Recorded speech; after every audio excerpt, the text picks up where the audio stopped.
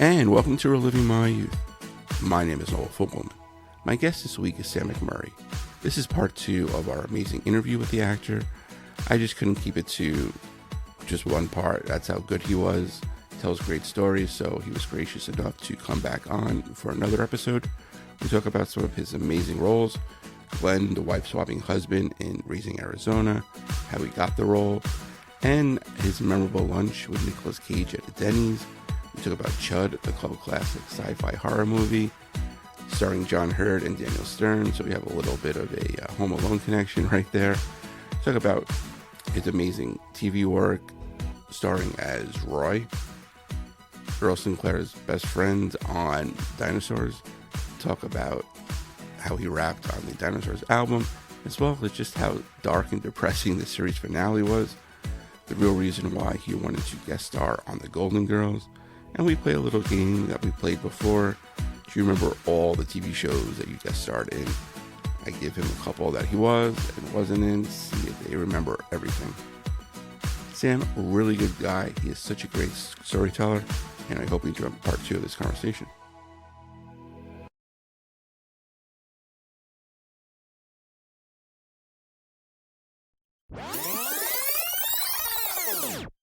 So welcome back, Sam. Thank you for doing this once again.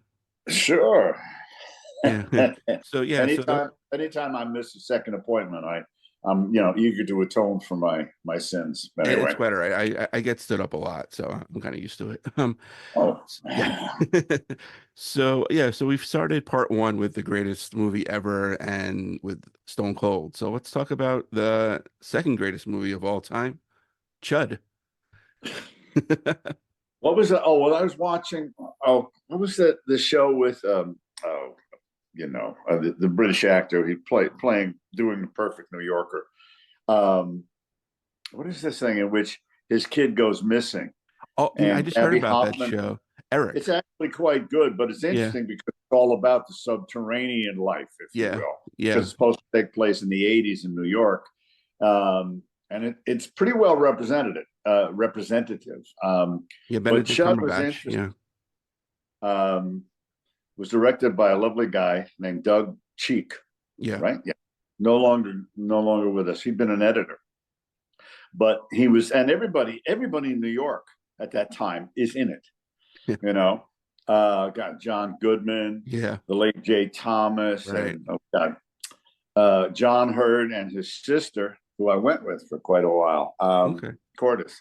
Anyway, and my friend Chris Curry, who I stay in touch with, and so forth. So it was kind of a lot of fun.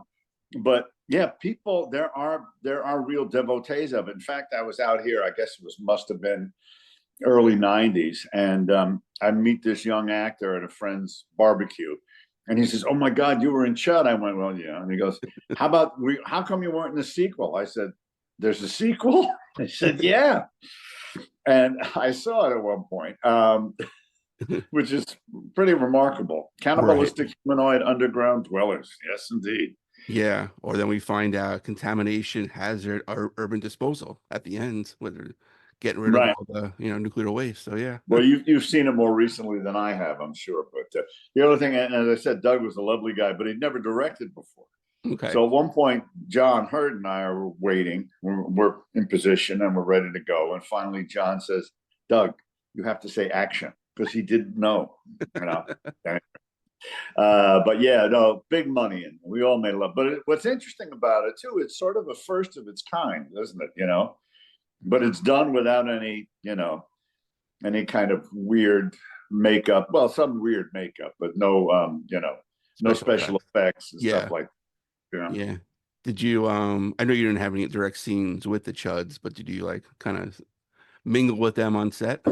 No, I did not. No, I stayed away from. No, I didn't. No, I went to work. I did my work. I went home. Yeah.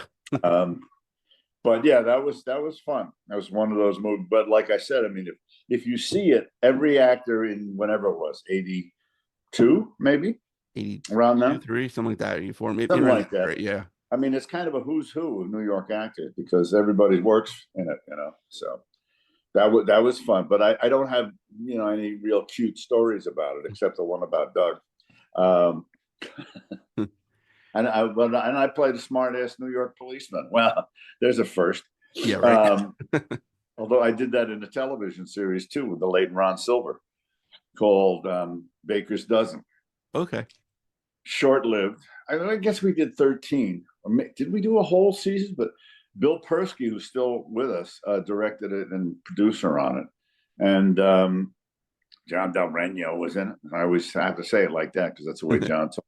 And Ron and I became friends. And then even out here, I saw him quite a bit. And he was this whole group of guys that had gone to Buffalo. I guess it's New York State, Buff State, I guess. That's Peter actually Beager. That's where I went to school. Oh, you did? Yeah. Well, they had quite a glitterati of alumna. Peter Riegert was there. Okay. A guy named Steve Sunshine. Peter and I are still in touch, as I am with Steve, who Steve was very close to Ron. Okay. A whole group of really talented actors. You should talk to Riegert at one point because he talks about doing Stalag 17 up there. Oh, wow. And at one point, and he's doing the Bill Holden part, who gets the crap kicked out of him. And at one point, they auditioned for this young guy to play, the sadistic German guard. And he gets it because, of course, he's got a perfect accent. And they said, well, we want to get you into wardrobe. And he says, that's all right. I have the uniform, which was not a good sign, right. because and then they beat the crap out of Peter on opening night. Anyhow, at least that's how the story goes. Right. But Ron and I got very close and so forth. Then he passed. I was quite sad. And we worked together also. I did a 2-part Boston Hope. Okay. And he and I had a scene together. And I don't know, things kind of went sideways for him, it seemed to me. But unfortunately, I had Lindsay Krause on recently, and she did The Arrival with Ron. So okay. Yeah. You know her story. You know her name, Lindsay and Krause. Yeah. Right? Her father, the songwriter. Oh, yeah. Yep. And I didn't really know her, but I injured my ankle playing basketball when I was in my 20s. And a friend of mine named Katie Lardner, who is the daughter of Ring Lardner Jr., okay, said, well, come with me. We'll go and work out at this place with this guy named Robert Fitzgerald. This I can remember, but I couldn't tell you what I had for lunch. Right. And Robert Fitzgerald had learned from Joe Pilati. So he was the official legatee, if you will. Yeah. And I worked out and Lindsay Krause was in this class. And I'd work out, and Bob would sit on the box that you sit on when you're working on the reformer with a cigarette hanging from his lip. I guess you can't do that anymore. Right. But I found it remarkable, actually. I still do. I don't do it as often as I should, but I do it from time to time. But so, yes. Anyway, so Lindsay and Krause, that's the name of the songwriting team. Yeah. Hence, and then she did Fishing by Michael Weller. Okay. Who also wrote Loose Change, which John Hurd was brilliant in. But I went to see Fishing. I think that was the name of it. And Katie Lardner's then husband, Tommy Lee Jones, was in it with her. Okay. And I got to be friends with Tommy Lee although it's been, decades through Katie. Anyhow. So, all you got to do is drop one name and then I'm gone for 20 minutes. So, yeah. Anyway. Yeah. 6 Degrees of Sam McMurray, right? Yes, not Sam Murray. No. Sam McMurray. No relation to Joel Murray, although he's a friend. Yeah. Because I think if I've got my, I don't know what the word is. Well, my language properly. McMurray means of Murray or from Murray. So Joel and I kid that, I'm actually his misbegotten son. Anyway, we play golf together. He's the old, I knew Brian too, but haven't seen him in years. We were in that classic movie, Christmas Vacation, together. Yeah. But we would go out there and play. Joel does a perfect imitation of his brother, actually. But Joel's a great guy, but he never stops. He's always on the road with Whose Line Is It Anyway? But very talented director as well as actor. Yeah. So there are 9 boys, I guess. Oh, wow. I think one of them is shuffled up and one girl. Anyway, of all the Murrays. Okay. And he had a golf tournament I used to go play in Chicago. Actually, it's It starts in Evanston and goes to Wilmette, which is where the Murray boys grew up. And it's this funky little par 60 golf course. And if you can't have fun with a bunch of drunken Irish firefighters, then you can't play golf. That's all I got to. Yeah. So anyway. Okay. I think I should add, I should probably add alcohol to my game. Maybe my swing will be a little better. Well, yeah, it doesn't help mine, but yeah. But I was certainly entertained by the fellas. Right. I'm sure. Yeah. I guess we can talk, we joked about like the greatest movies of all time, but one of your greatest movies was Raising Arizona. And okay. Yeah, with the Coen brothers, Barry Sonnenfeld was DP on the movie. So, yes, and it had an amazing cast. How did you get involved with that? I was in New York at the time, and I went in to read on it. Donna Isaacson was casting. And I read for the brothers, and they were like, the dogs that you have in the backseat of your car. They were like, yeah, great. And I said, okay. And I didn't think I was right for that part because, being sort of an idiot, as we actors are, the description of him was short and blonde, neither of which am I. Right. So I thought, well, why are they okay? So, but then they had me come again, and I think I asked them. I wanted to read from one of the brothers, either Goodman or the Forsythe part. And they went, no, this one. So I said, okay, and that was that, and I'm done.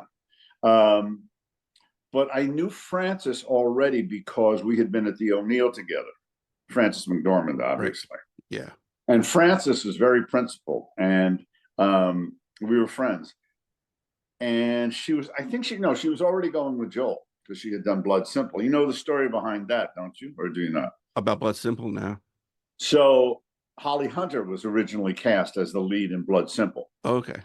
But she couldn't do it because she was on Broadway doing a Beth Henley play, which I do remember, Miss Firecracker or something like that, with Peter. Oh, come on.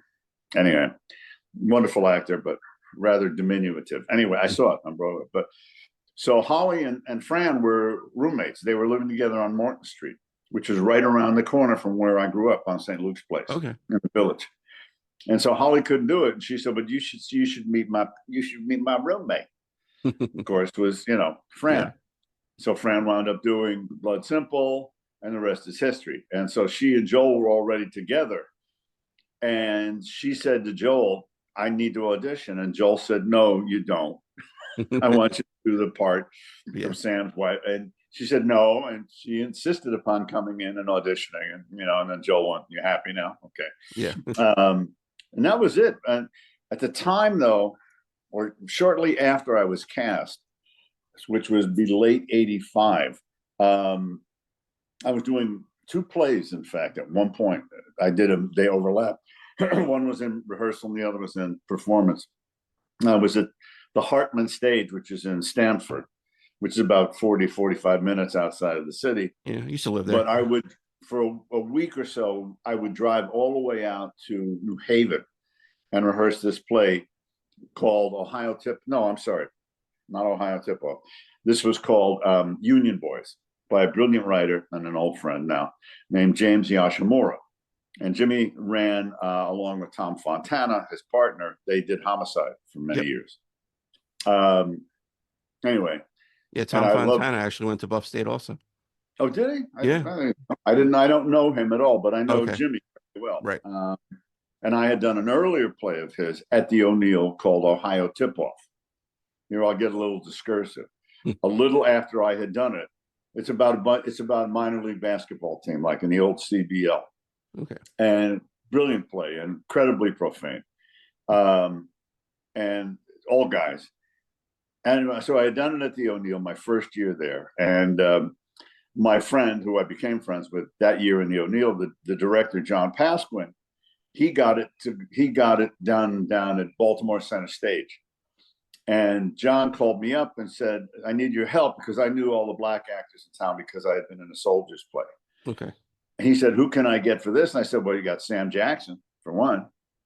And Tom Wright had already done it up at the O'Neill. My friend Eugene Lee, who was also in a Soldiers play, who recently did the revival of it, playing the Adolf Caesar role, and it was brilliant. Anyway, so So that was sort of how I was linked into all of that stuff. But this was the second play called Union Boys. So I'm rehearsing. I drive all the way out to New Haven, which is over 2 hours, then go halfway home to finish up Philadelphia Story, which I'm doing in Stanford, right? So I do that for like 2 weeks. So for 2 weeks, I'm making a lot of money. I'm making $800 because 400 here and 400 here. And we get Union Boys open, and it was, I'll tell you some of the cast in that, was Delroy Lindo, John DeVries, Giancarlo Esposito, one of my favorite people on the planet. Right. Marcus Giamatti, Paul's brother. Okay. Because Marcus was an actor before Paul was. And the coolest thing about that was that his father was the president of Yale at the time. And we're doing this out at Yale Rep. And so he would come around and just hang out with us. And one of the more fascinating people I've ever spoken with, truly. Wow. Anyway, and then became the baseball commissioner afterwards. Correct. And then passed. Right. And then his successor passed, Fay Vincent. Remember that? Yeah. So I'm fairly well exhausted. And I just gotten married in October. But we get Ohio Tipple. I'm sorry, we get Union Boys open. And we go back to the city. We would party afterwards and so on. And I lie down on the couch, and my wife takes the car and goes up to see her parents in Rhode Island, right in Middletown, which is right next to Newport. And I wake up 2 days later. I had German measles, which is really scary for an adult to get. Okay. But it didn't kill me. But needless to say, I was somewhat tired. I can't remember the original question about this, but anyway. Yeah, about getting Raising Arizona. Oh, so and I remember. I think the opening too. I think Joel, not Ethan, but Joel and Francis came to see it, and then we went out to Arizona, and it was still low budget. I think it was only $2 million to make the thing, but they had promoted their distributor Circle Films to be the actual producer on the movie, and they were great. I mean, they picked up my wife, who was flying out from New York, without even asking me. They just went to the airport and got her, and it was a lot of fun. I mean, the most enjoyable set I've ever been on. And Barry was the DP on it, but I didn't know that they were this three-headed monster. So I knew that Joel and Ethan were collaborative. Yeah. So we're doing the scene, and all of a sudden, this guy says, "That doesn't work for me." I'm like, "Who's this?" And they go, "Oh, that's Barry," but he has to say so as well. Right. Oh, really? Oh, okay. So it worked. I later worked for Barry a couple of times, which is more than I can say about the Coen Brothers. Yeah, true. But I worked with Barry. He had a show called The Tick. Yeah. With the great Patrick Warburton. And I played a character called the Immortal, who dies in flagrante delicti. Right. And then I worked on an unsold pilot with Donald Logue, who was a good friend, which Barry was involved with. And also, I did Addams Family Values. Yeah. That he directed. And by then he didn't want to know anything about camera. He acted as if he hadn't been a DP, but he's a character for sure. Yeah. And whenever he's out here in LA, all he wants to do is go home. I gotta go home. I gotta practice my violin. So anyway. Yeah. So, but no, that was a lot of fun. And Goodman, of course, and I were friends in New York. So we hung out in Phoenix.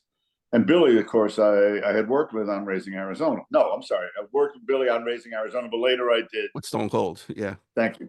Right. So you fill in the blanks for me. Yeah. So, yeah, no, that was terrific. It was really, the whole thing was enjoyable. And in fact, we were outside of Phoenix, we were in Scottsdale.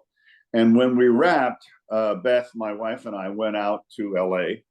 And the aforementioned, I like to use that word, director John Pasquin had a pilot, and I got it. And we shot the pilot, and then we went back to New York. And New York in 1986 was pretty bad. Why can't I remember the name? Oh, the name of this television series is Eric. Yeah. The one with Benedict Cumberbatch. Yeah. And that's when it takes place. Okay. And they do a fairly good job of recreating that era of fear and violence, because it was bad in New York then. It really was. So I'm not using it as an excuse, because I grew up in New York and I love New York, and but I looked at Beth and I said, "Let's go," and we came out here. Okay. And I began to work immediately. So the timing was right. So anyway, interesting. It's like there's some sort of underground newsletter that says, oh, McMurray came out. He's really committed to Los Angeles. They go, well, okay, let's give him the job. Right. Because before that, I'd come out for pilot season and come this close and not get it, you know? Anyway. So, and now I'm still fighting to get back. But it's interesting. Right. I was watching, what do you call it? The show that I didn't really like because, well, for another reasons that I won't go into. Oh, shit, you know, Succession. Oh, okay. And I'm watching a scene. There was J. Smith Cameron, Peter Friedman, who I was in a Soldiers Play with, and David Rasche, who I just knew from being around. I thought, look at all those people. They all stayed in New York. They did pretty well. Actually, David did come out here for a while and then quite a while and then moved back. But J. Smith certainly stuck it out, you know. Yeah, she's great. Oh, she's terrific. Yeah. And so was Peter, for that matter. Yeah, she was in a show called Rectify. I don't know if you ever watched that show. Fantastic. It was terrific. Show. Love that show. Yeah. Yeah, I try to tell people about that as much as I can because it was on, I think, Sundance, and it kind of flew under the radar. And it was, It did. A couple seasons, though, right? Yeah. Short seasons, like whatever, 12 episodes. Yeah, exactly. Yeah. That was an interesting show. And Peter, of course, I knew from a Soldiers Play. Right. And I always like to say this because it's a little bit true. I had worked up at Hartford Stage. I had done the lead in this old play, which was it must have been 83 because it was 50 years since its original production. It was called The Great Magoo. And it's most famous for the fact that the song It's Only a Paper Moon was first used for that, written by Yip Harburg, which is the only time he ever wrote a song for a play rather than a musical. Anyway, you know, Yip Harburg wrote the lyrics for, you know, Brother, Can You Spare a Dime? Right. And for, I was just watching a thing on it on TCM the other night, Wizard of Oz. He did the lyrics for that. Okay. You know, what makes a Hottentot so hot? What puts the ape in apricot? Right. Anyway, so I see I already lost the thread, but it doesn't really matter. Yeah. Anyhow. Yeah. So I'll try to bring it back.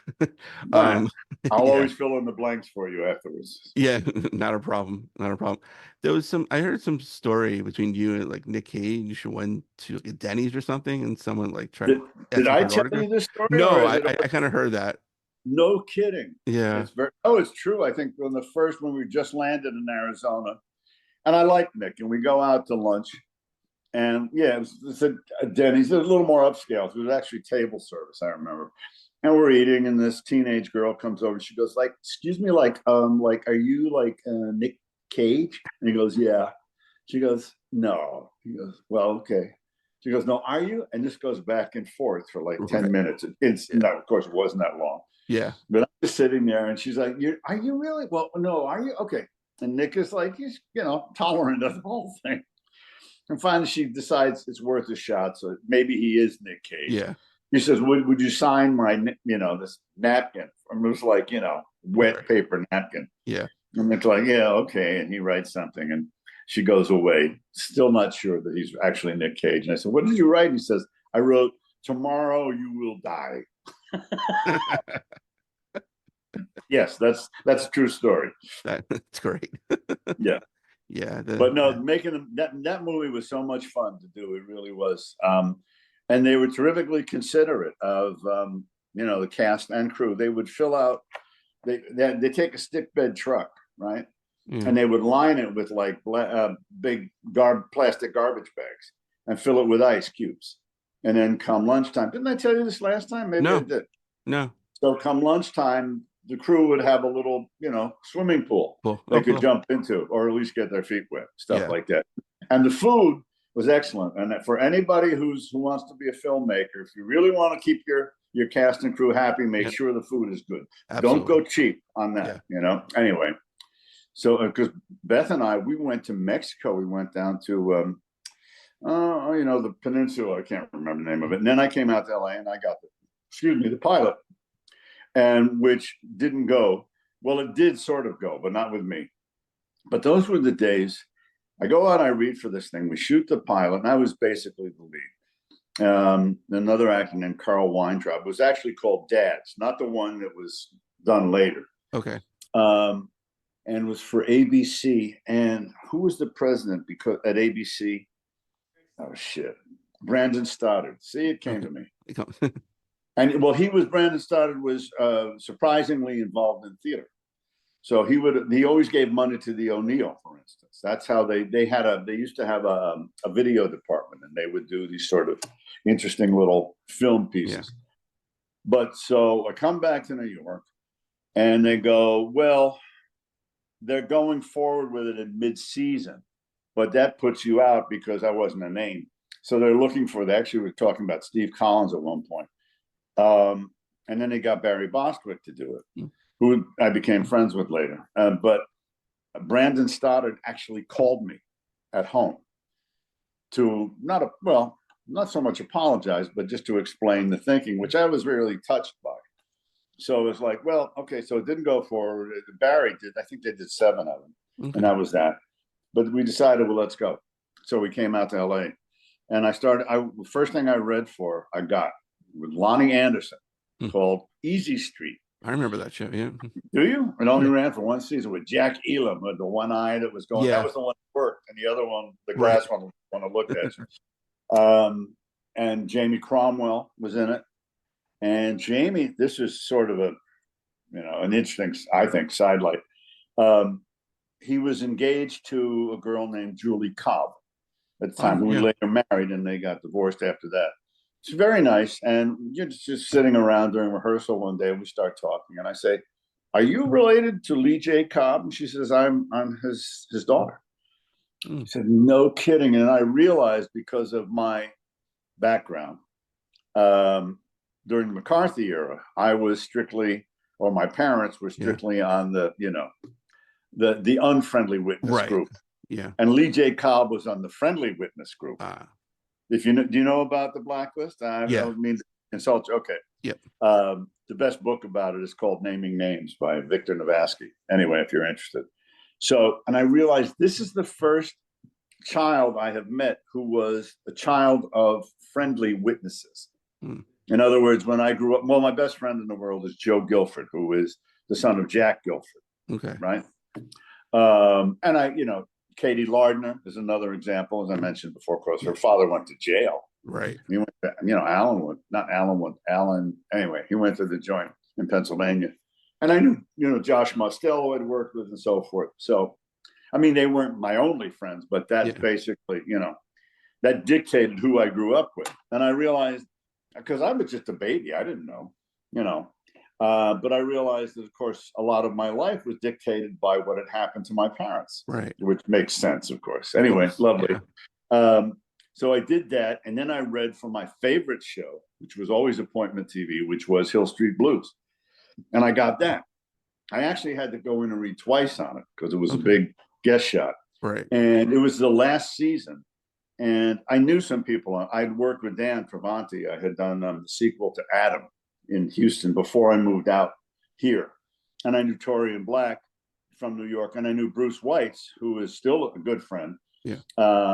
Bruce is amazing. He's like, is he 80? He just had a birthday. He's in ridiculously good shape. But anyway, so I knew a number of these people. And I got to know Mike Warren, who's a lovely guy. And anyway. So I was like, oh, wow. So I got my favorite television show. And I remember it shot over at CBS Radford, which is quite close to where I live now.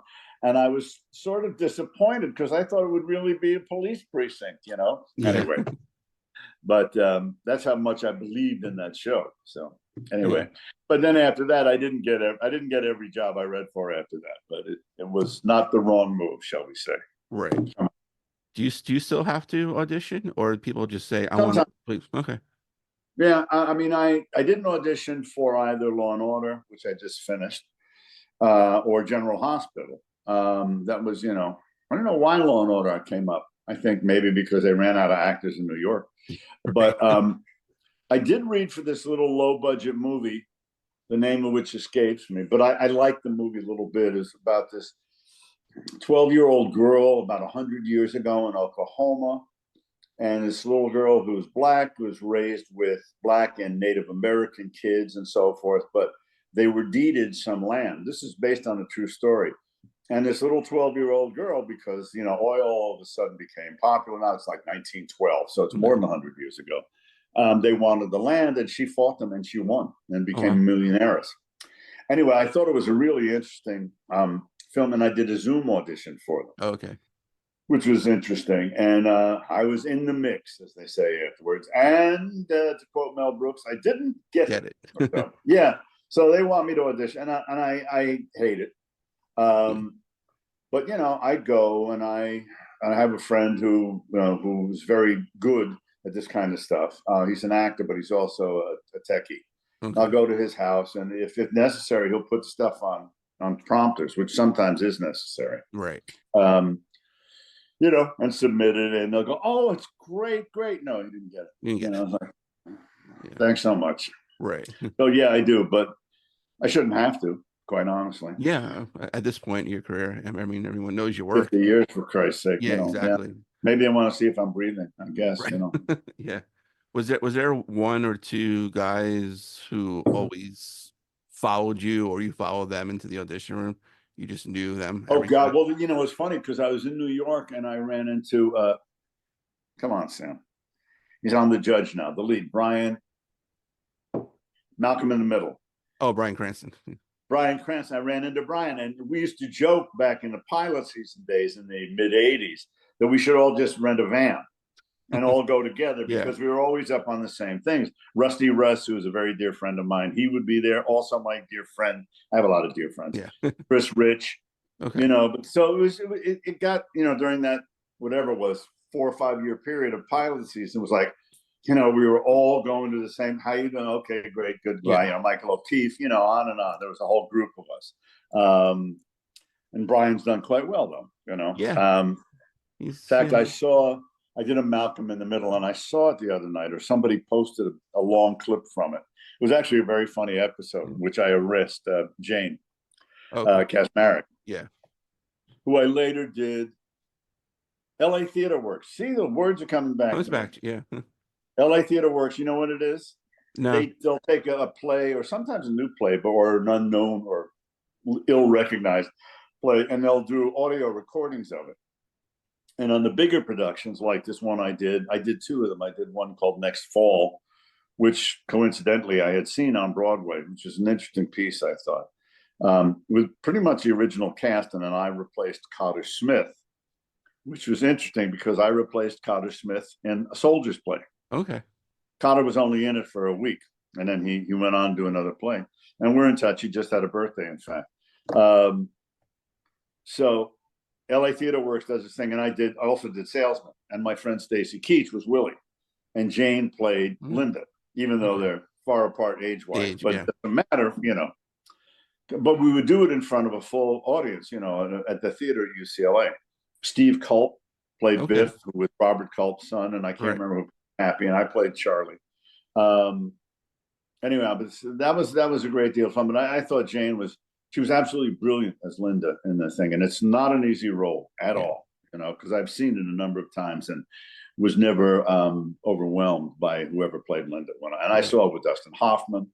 I saw it in London with a guy named Warren Mitchell. Anyway, I've seen it a number of times. And I saw it with George C. Scott.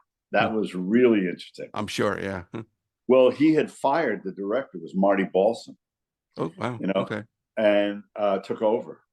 And so it was fascinating to watch because you thought he was going to kill everybody on stage. He's not your usual Willie, Yeah. And Harvey Keitel played Happy, and James Farentino was Biff. You know the play, right? Oh, yeah. Oh, okay. Interestingly, at one point in 84, I was supposed to play Happy in a production with John Bedford Lloyd, was playing Biff, and who I also worked with at the O'Neill, and worked with when I was doing that play in Stamford, Connecticut, doing Philadelphia Story with John, and a wonderful actor who's passed. Oh, shit, it'll come to me. But a real lovely guy. But I wound up leaving it before I even started rehearsal, although I was up in Connecticut near Arthur Miller's actual house. But I came out to LA to do not necessarily the news.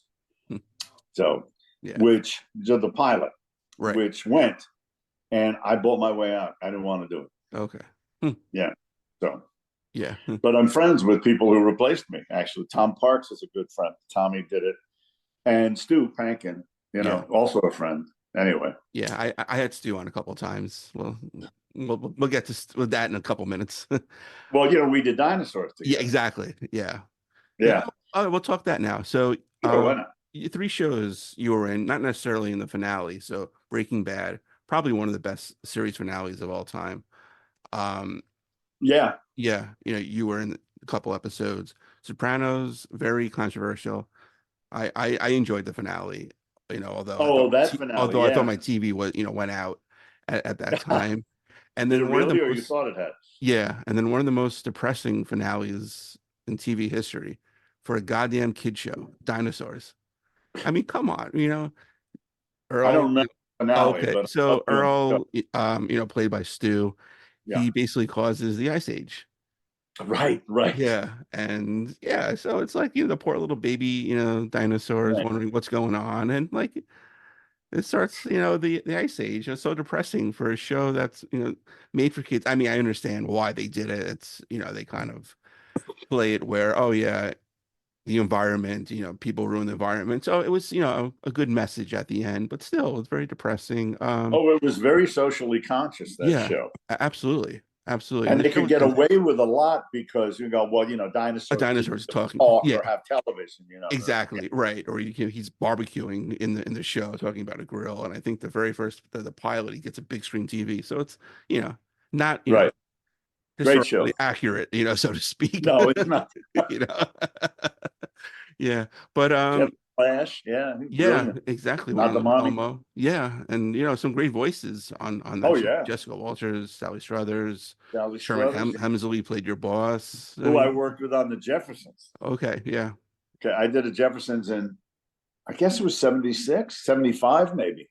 Right. I came out for a summer. I swapped apartments with somebody, and that was the one job I got, was paid for the summer.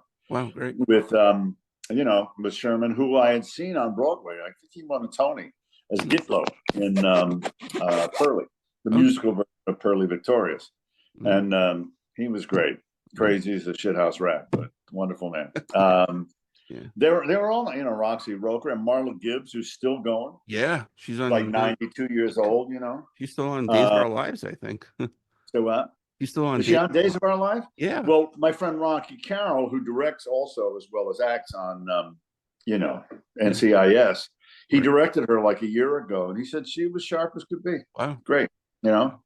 My only connection to her, if that's what the word is that I'm a big jazz fan, and she was married to a really interesting sort of avant-garde pianist named Horace Tapscott. They had long since divorced when I was doing that, but I was staying at my dad's, and we're chatting one day. No, I was staying at my own place, but I had the record over my dad's or my stepmother's, and I said I had her ex-husband's record. She said, "Oh my God, I don't have it," and I made a tape of it. Oh, wow. And gave, Yeah. But yeah, Roxy Roker and Isabel Sanford. Yeah. The guy who was playing the son, he was only in for the one season. His first name was Jay. I don't remember. But anyway, I just did that. And it's funny because, have you seen that video with will.i.am? No. He's in like this cafeteria, this whole choir group, and they're singing Moving On Up. And you cannot not get out of your seat. Right. They're just moving on, and it's just fucking brilliant. It really is. Anyway. And of course, they would play that when they were introducing the cast, and then Sherman would come out and throw down. It was amazing. Yeah. Well, it's still one of the best TV theme songs in history. Yes, if not the best, maybe. Yeah. Well, Henry Mancini, but they didn't necessarily have words. Right. Route 66 and all that stuff. Exactly. When you recorded Dinosaurs, was the whole cast together, or you just recorded? No. It was the easiest job I ever had. I was doing my own series at the time, a thing called Likely Suspects, which I loved. And it was, and at the same time, I would go, because they, I don't know if you know how it works, but they would shoot it, and of course they have poor guys, like there was a guy named Pons who was my character. Okay. And they put that huge head on him, and they had 30 servo motors in the head, and it was operated by a puppeteer. There were no strings. It was all done through, radar. And the guy who was doing my character's name was Dave. So all I remember, because he talked like this, like he had his thumb in his mouth. And, I was basically doing Art Carney, which I, freely admit, because he was one of my idols. Right. And he tried to do it. And then, but that would just be a scratch track. And then we'd replace it with, and I'm dubbing a puppet. Yeah. So it's not exactly hard work, because you're just doing it. And they go, oh, we had an extra lip flap. And I go, I had that, and that would be fine. Right. So Stewie had to work, because he was, of course, always, running the show. And we did an album too. That's right. Did you know that? Yeah. Yes. I rapped on this one. Poor Slavs with terrible jobs. Yeah. Poor Slavs with terrible jobs. It was so much fun.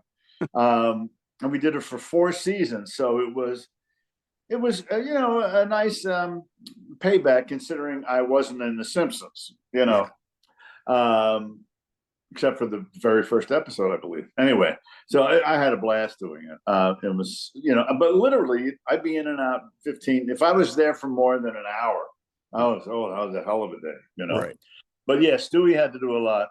But Stewie had also been in, I can't remember if he replaced or he was in the original. I think he replaced along with Tom Parks. As I always like to say, well, it took 3 people to replace me. And Stewie and I would play golf together. I haven't seen him in a while. We're also in a little movie that was done about 2 years ago, called, it's written by a guy in New York named Jerry Soroka, who did a lot of voiceover work, and rather diminutive. And he's married to Mariette Hartley, who is not. And Mariette I knew from out here. And it's actually called our Untold Story, our Unlikely Romance, our almost all true story. And it's basically about them getting together, because Jerry had been married before. Right. And of course, everybody thought that Mariette was married to James Garner from the Polaroid commercials. But I'm in that. And at one point, my friend Donnie Scardino was directing this thing, and he's working on a script with Jerry. And Jerry or Donnie says, this guy reminds me of Sam McMurray. And Donnie says, well, let's just call him Sam McMurray and offer him the part. So I play Sam McMurray in the movie. It's a nice movie. Yeah, okay. And it had a certain amount of, that put it in a suitcase and travel around to the various festivals. But then there was this review in a paper in Phoenix, in which, for some reason, the critic was just online. But it was, got a bona fide critic, and he liked the movie a lot. And at one point, he identified me. And I will think of the name sooner or later. He named another actor as me. Oh wow! And I'm like, and I'm sorry, I'm blanking on. He's a wonderful actor, but he's quite short, and he's older than me. So I actually wrote to the critic, and I said, "Hey, I'm playing the role of Sam McMurray, for Christ's sake. Let's get it anyway." Yeah. I was much more, politic about it than that, and he made a retraction. He wrote me a lovely letter saying, "Oh, okay." I can't think of the actor. He's actually sort of retired now, but oh well. He's from the Bronx. He was on, that Rescue Me or whatever, Help, whatever that series was with Dennis Leary. Yeah, Rescue Me. Yeah. I'm just blanking on his name right now, but I'll call you in a month. Yeah, of course. Anyway. Yeah. So, but then Stewie and I were in that. And that was the last time I saw Stewie. I haven't seen him in a while. We used to play golf, but I guess he's not playing anymore. Right. I still go out and knock it around, but it's a good man. Yeah, absolutely. And you mentioned David Ratchie before, and I don't know how many times you get asked about Ray's male heterosexual dance hall. Not often. Right. Not that often. Yeah. Somebody brought it up the other day, because the story with that. Did I tell you the story? No. I was telling. Okay. So I hadn't been out here very long. I think Lee Wilkoff said to me, you want to do this little movie? And it's called Ray's Male Heterosexual Dance Hall. And I thought it was very funny. And I said, sure. So go up, and Brian Gordon was directing it. And that was his first, not his only, but his first directorial gig. He was essentially a writer. He wrote it too. And they got a great cast together. Yeah. We're all making nothing. I don't even know if we got paid. But I have a picture of me dancing with Lyman Ward. And that's the climax. If you're really moving up the corporate ladder, at the very end, you dance with the big boss. But we had to have a day where the guys, we had to learn how to follow, because men always lead, or almost always. Yeah. So we had to learn how to follow, in other words, dance right-handed. But yeah, David is in it. Lyman, Robert Lee was Wool. in. Yeah. I'm sorry. Yeah, Robert that's Wool. right. Yeah. Because I saw Robert Wool in New York when he was with Brian. We went to see Dan Laurier's two-hander, as luck would have it. And I said, we worked together. He said, no, we didn't know it. But I went and I said, yes, we were both in. I haven't seen him since. So, but if you talk to him, tell him I said Sam McMurray was right. Yeah, I had him on a few years ago too. So yeah. So, but it was great seeing him. Well, not him so much, man. Well, as I said, I did know him, but seeing Brian was great. You know, he's a lovely guy. And I did 2 Breaking Bads, which was enjoyable. Boy, they moved you in and out. You go on, you fly out to New Mexico, and they turn you around the same day and send you home. And okay, fine, or not, But the only problem with that was on Breaking Bad, let's say you're Brian and Anna Gunn, and I'm me, and the light is coming from here, okay, and they had this huge studio in Santa Fe. But the light is so bright and flat that they basically have to work hard to sort of offset it. Otherwise, everything looks sort of washed out. Right. So they put up what they call these brutes. These 80Ks, and they are so intense that you have to look into them with your eyes closed just so you can open your eyes. And I was sweating so heavily, they're putting ice down my back. Wow. To do this anyway. And the DP, actually, not the DP, the gaffer apologized to me when I finally got, wrapped on some shit. But Brian was great, as was Anna. I just saw her in that show, Eric. Isn't she in Eric? I think she plays somebody's ex-wife or something like that. Anyway, I say I watch too much television. Yeah. But that was fun on Breaking Bad, to do that. And I did read for that. I think. Yes, I did. Right. I think it was what's her face who cast me in Getting Even with Dad. Bianchi? No, it doesn't matter. Yeah. It doesn't matter. Except I should remember because maybe, she'd bring me in. Yeah. Yeah. Anna replaced, was it Olivia Colman when they did the American version of Broadchurch? I don't know if you remember. Oh, I didn't know that. Oh, okay. Yeah. Like David Tennant did both versions, but of course the British version is always better. But yeah. But I met David. He actually was good friends with Andrew Leeds when I was doing the series Christella, and he couldn't have been nicer. Right. Because we talked about, he had done I can't remember. Well, it was based on a book by Alan Furst, F-U-R-S-T. It was one of my favorite, writers of that era. Well, writers period, because he always did these period pieces during the war and in France and so forth. And that was anyway, David. But David came around and when we were doing Christella, and we had a long chat. Very, very nice fellow. Yeah. So is his friend. Anyway, but yeah, no, Anna's a wonderful actress. Yeah, she's great. Yeah, I first met her when I did Down the Shore. Okay. You got that one in your pocket? Down the Shore? I don't know. Oh, sorry. Really? Oh, yeah. Stumped. All right, so I'm doing the Tracy Ullman show, the early days of Fox. So now it's 86, 87 or so. And while I'm doing that, I wind up and I recurred on Dear John. Yes. Which was written by Jim Brooks's old pal, Ed Weinberg, right? I did like 3 of them. I play the guy who stole Judd Hirsch's wife, who was portrayed by Ed Weinberger's wife, Kate, not Carl, oh shit. I'll think of it. Anyway, but so I go, and then Jerry Burns was on it, and then Jerry I knew in New York, and Harry Groner was on it, who I also knew. Yeah. So it was kind of old folks week, old home. But so I get cast in this thing, and I go, for some reason, I'm in the writer's room, and I start chatting with this guy who's like the kid writer on the show. And we become instant pals for life. Alan Kirschenbaum was his name. And he was very close with Phil Rosenthal. In fact, so Alan had a show that ran for parts of 3 seasons on Fox called Down the Shore. With Louis Mandylor. Oh, yeah. Anna Gunn and the great Pam Siegel, better known, right? Peg Bundy, yeah. Right. And they replaced her because all those geniuses at Fox, and you can publish this, they said she wasn't sexy enough. And they replaced her with somebody who you've never heard of since. But meanwhile, Pam went out and fucked you all, She's brilliant. Right. what was her name? Catherine DePrume. Okay. Anyway, and Louis Friedman and Tom McGowan were on the show. And Tom was a brilliant actor. And Alan's doing the show. And at one point he says, "You want to come and do the show? We'll give you a lot of money." I went, "Sure, of course, you know." Yeah. So I did one of those with Anna and all, and that was a lot of fun. It only ran, I don't know how many episodes they did in total, but it ran like parts of 3 seasons. And then Alan wound up being, just to finish out my lame thought, Alan became the showrunner on Coach. Okay. Right. And, you know, he had various pilots done and so forth. He later worked with Greg Garcia, who, of course, did, you know, a lot of stuff, including, Raising Hope, which I did 2 of. Anyway. Okay. Yeah. And My Name is Earl. I did too. Yeah.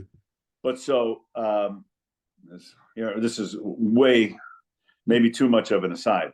But when I was doing the Tracy Ullman show, I became friends with one of the, you know, we had a band during the show because Tracy never wanted to sing to playback. Okay. She wouldn't do it.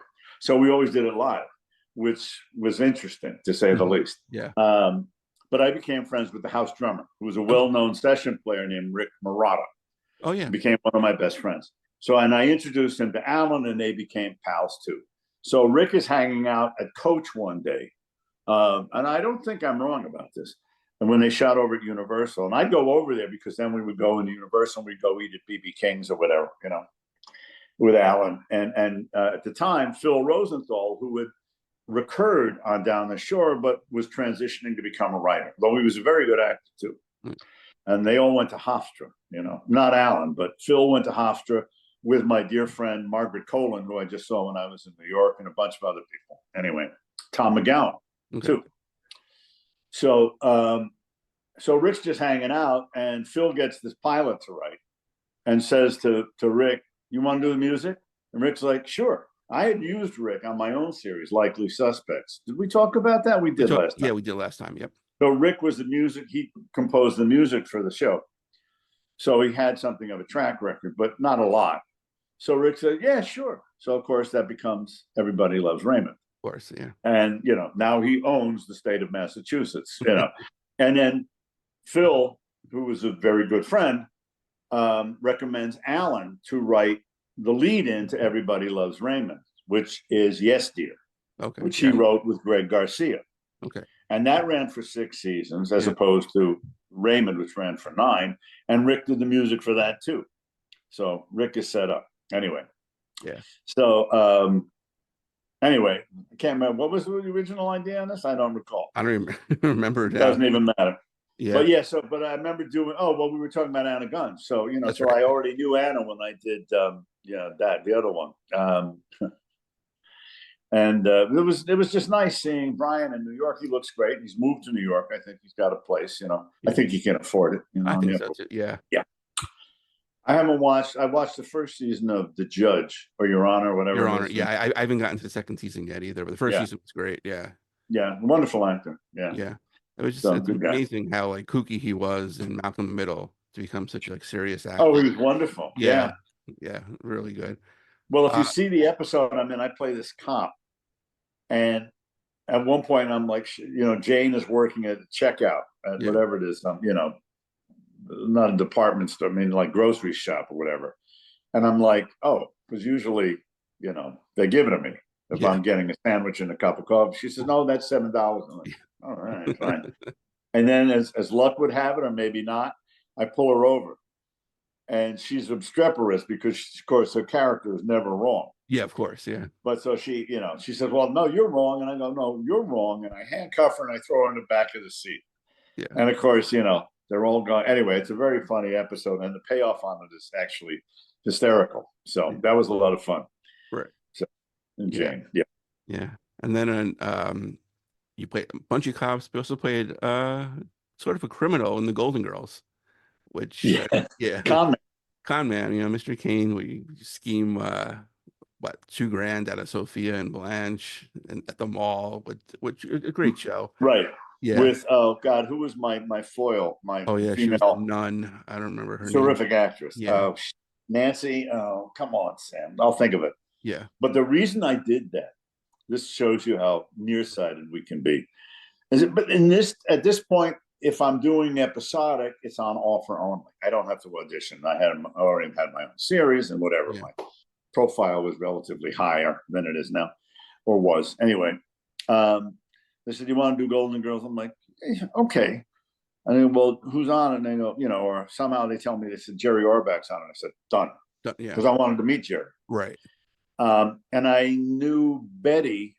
I had done a thing with Betty, a little pilot with her, and I knew, well, there was a connection to all of them. I knew Estelle Getty in New York when she was doing Harvey Fierstein's play, because I was doing the series with Ron Silver called Baker's Dozen, and she came on, and all she could do was talk about, you have to come see this, Harvey Fierstein's play, blah blah, right. Which I did, not because of her, but I did later see it anyway.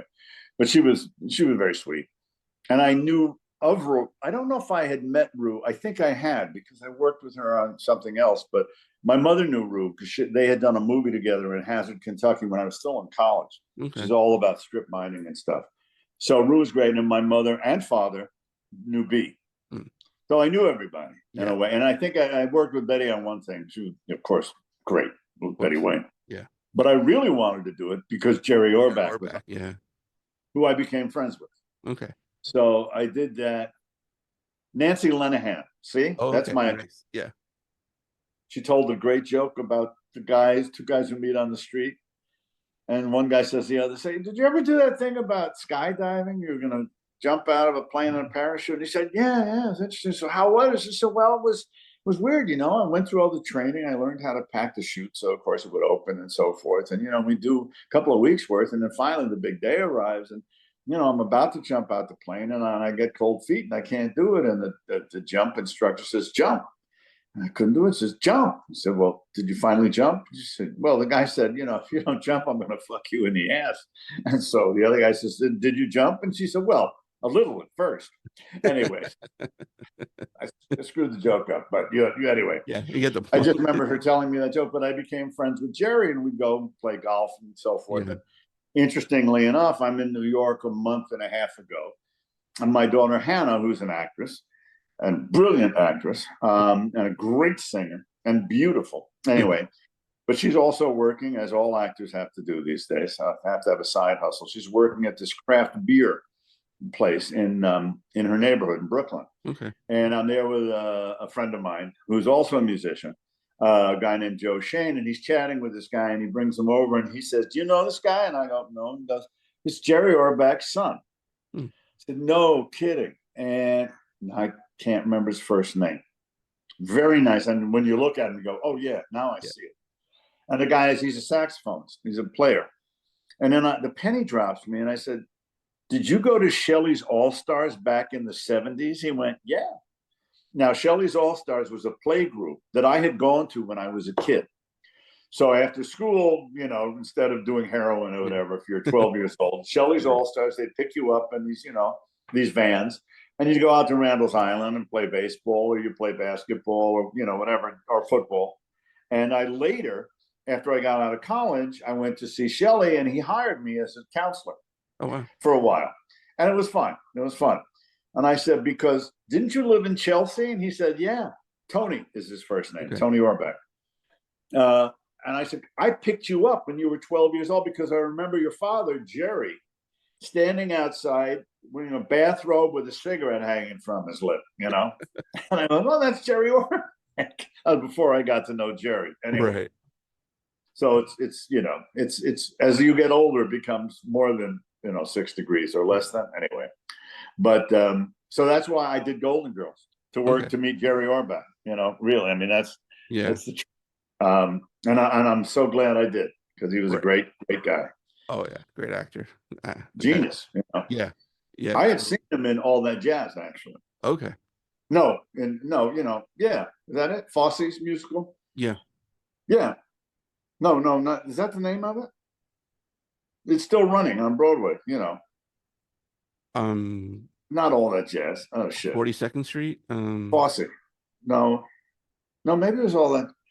And they made a movie of it, which I didn't particularly like. I didn't like the musical very much. It was Gwen Verdon and Cheetah Rivera and Jerry Orbach and not what, Cabaret?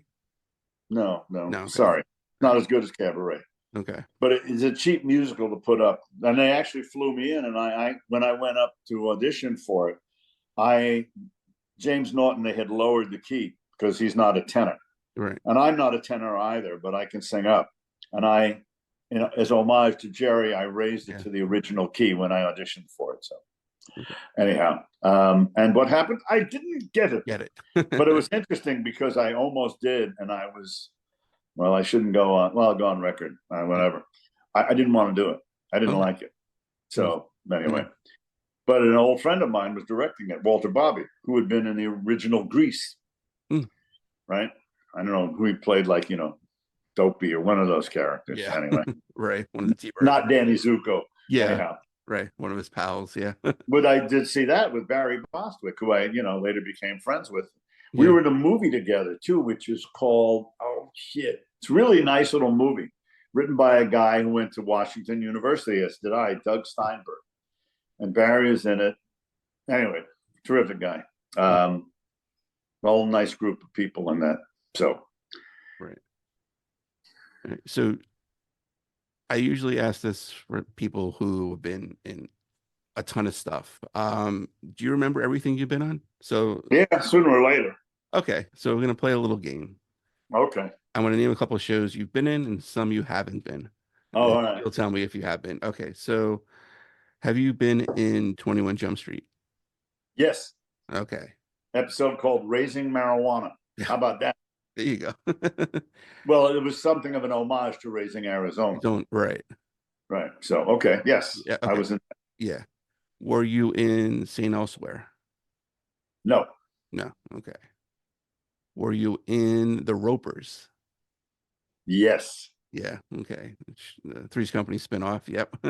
Well, I just, when I was in New York, I went to see this play that my friend Dan Lauria wrote, and it's two-hander, and Patty McCormick was doing it with her. Yeah. And she was married to Jeff. Exactly.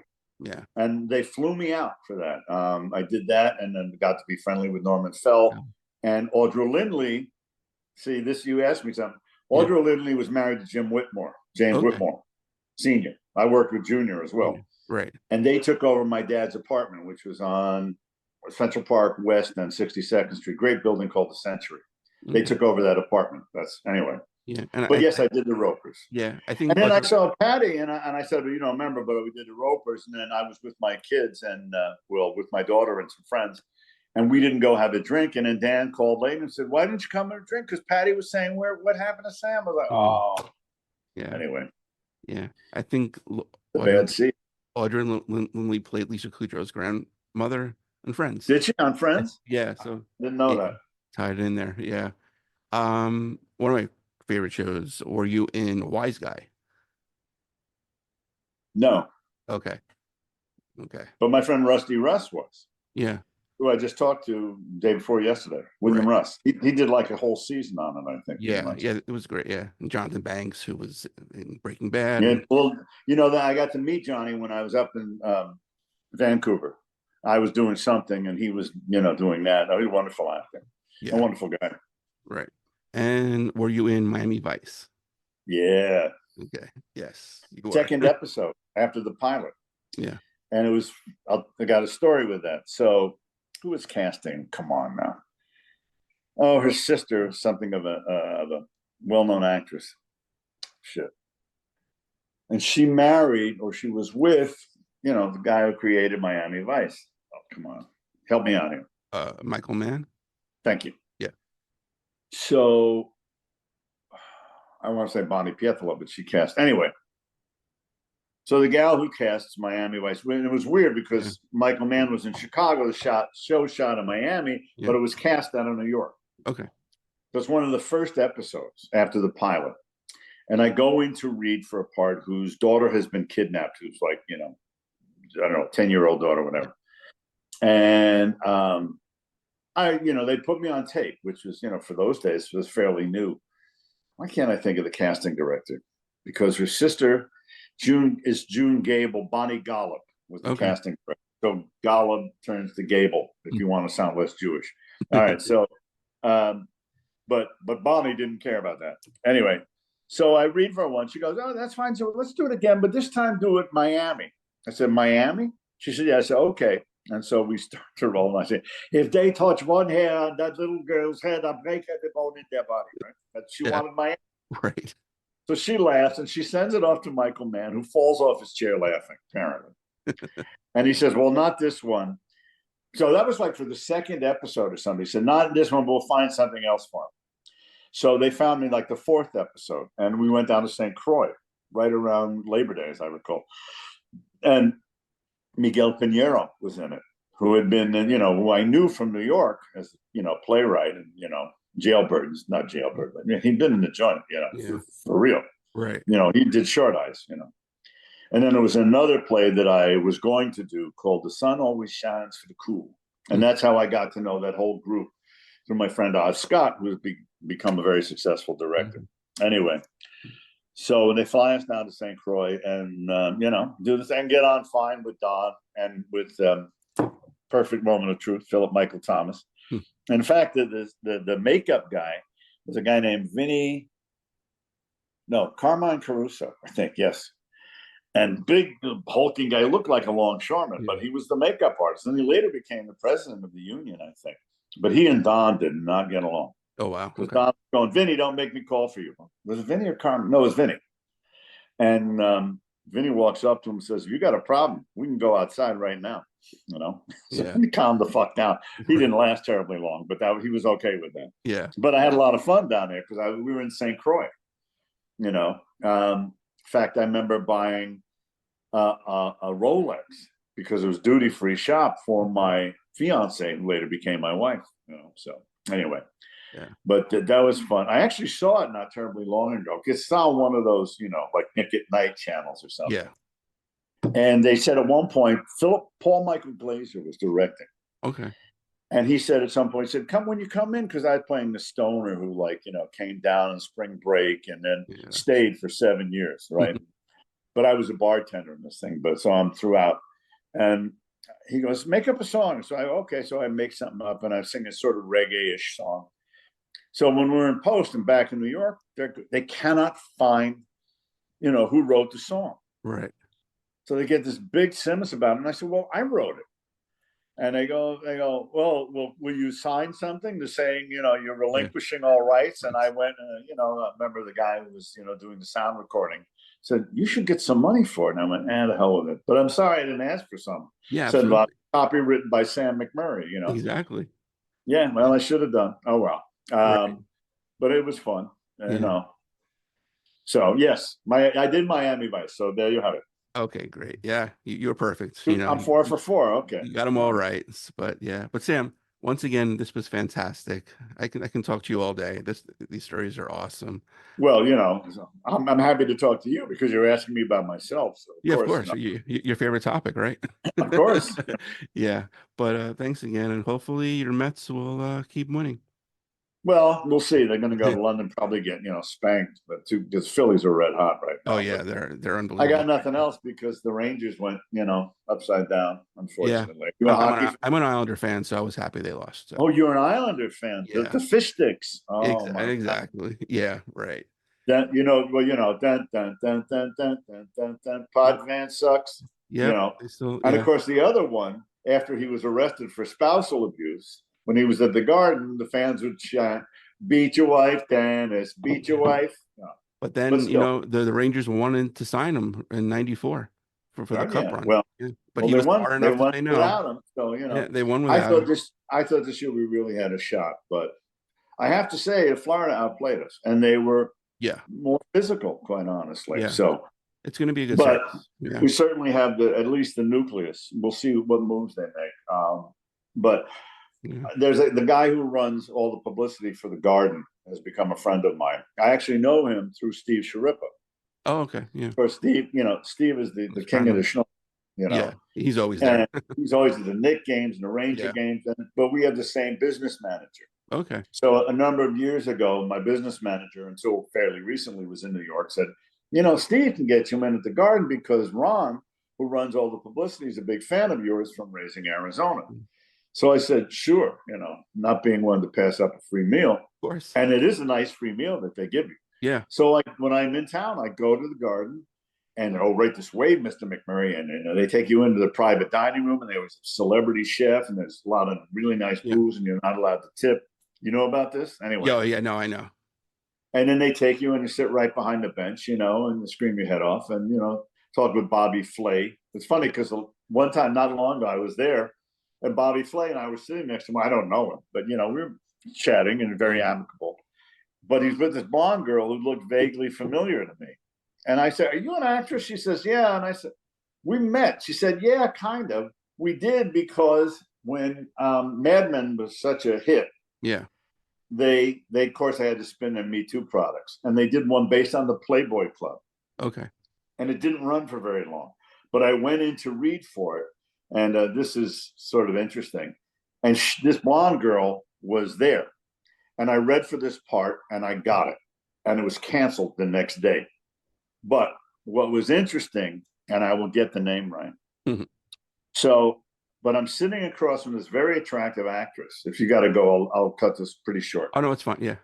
Sort of, what would you call it? Raven hair actress. Okay. And name is, come on, I gotta come up with this. And she passed on not long ago. Okay. And she was on 24. Anna Wershing. Oh, yeah, okay. Yeah. Which is an interesting name. And I said to her while we're sitting across from one another, because it was an interesting room that we were all auditioning in. You'd sit, there'd be like these coffee tables, and we all sit around there, and there'd be copies of Playboy from 1972 or whatever. Right. And I said to Anna, "Are you related to Frank Wershing?" She said, "That's my father." I said, now Frank Wershing was a drama teacher and a director of mine at Washington University. Oh, wow. And he was very heavy. And his wife, Sandy, who passed away much more recently, was also large. But Frank was a bit of a hustler, shall we say. And anyway, but he cast me in a couple of things. One thing, they actually took to Italy. I didn't go, which turned out to be a blessing because they weren't really invited to this theater in Spoleto. But Annie had been adopted and was raised by Annie and by Frank and Sandy. And we became friends because she was friends with a very dear friend of mine named Julianne Emery. Okay. Know who she is? Yeah. Wonderful. And married to a wonderful actor named Kevin Early and Emery. Anyway, so we became friends, which was fun. Anyway, yeah. But this gal was also at that audition, and it was very funny. Anyway, and then another time I'm sitting with this sort of heavyset guy, and he goes, "You were on King of Queens, right?" I'm like, "Yeah, I did a bunch of them." He goes, "Yeah, I'm doing the new one with Kevin, which was out, and which is sort of." What would you call it? King of Queens, but not so much. Right, exactly. Only ran for one season, but Kevin wanted to be in New York and so forth. And he was a retired cop. And this guy was, and he was sort of head of security. Mm-hmm. And I said, "Do you know Richie Lameau?" He says, "Sure." It's so fucking weird, Right. Richie Lameau was a retired cop, he still is, who was very close to one of my best friends who passed away Christmas ago. Oh, wow. It was so funny. And I'm at the Garden, and I'm one of the guys who's leading me in my seat, older guy. So I know he's been around I said, "You've been here a long time?" He says, "Yeah." I said, "So what happened to Ralph the Beast?" He says, "Oh, Ralph, he passed." Now, Ralph was from my neighborhood. One of the great nicknames of all time. Right. Yeah. Ralph the Beast. Anyway. Yeah. That's the end of my story, so I'm sticking to it. So exactly, Sam. Well, call me again. I'll be happy. If you've forgotten some things, I'll do it for free. Oh, I did this for free, didn't I? Yeah. I'll raise it 100% next time. Okay. Sounds good. All right, man.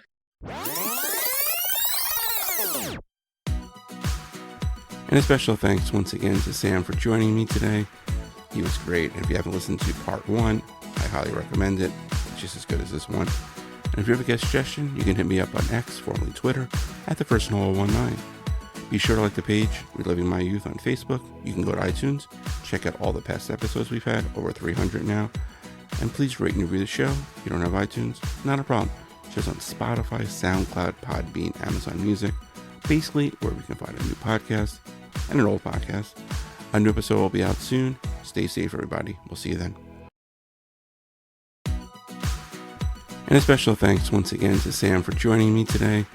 He was great. And if you haven't listened to part 1, I highly recommend it. It's just as good as this one. And if you have a guest suggestion, you can hit me up on X, formerly Twitter, at @TheFirstNoel19. Be sure to like the page, Reliving My Youth, on Facebook. You can go to iTunes, check out all the past episodes we've had, over 300 now. And please rate and review the show. If you don't have iTunes, not a problem. Just on Spotify, SoundCloud, Podbean, Amazon Music, basically where we can find a new podcast and an old podcast. A new episode will be out soon. Stay safe, everybody. We'll see you then.